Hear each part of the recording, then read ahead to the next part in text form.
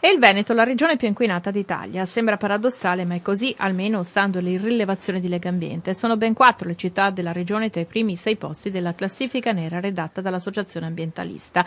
Il monitoraggio è stato effettuato per 30 giorni in 32 città italiane. Il primato dell'area più irrespirabile è di Frosinone. Milano è al 13° posto nella lista delle località soffocate dallo smog. Roma, costantemente intasata dal traffico, sfoggia invece un 24° posto su 30. Testa di serie con il maggior numero di giornate di sforamento dei livelli consentiti, ben 20, è appunto la città cuore della ciociaria. Segue Parma e poi, in rapida successione, Venezia, Padova, Treviso e Vicenza. Sorprende il primato veneto della città lagunare, insiste sui dati negativi soprattutto la terraferma, ma va anche ricordato che a far aumentare sensibilmente le polveri sottili nell'aria, il cosiddetto PM10, è soprattutto il riscaldamento.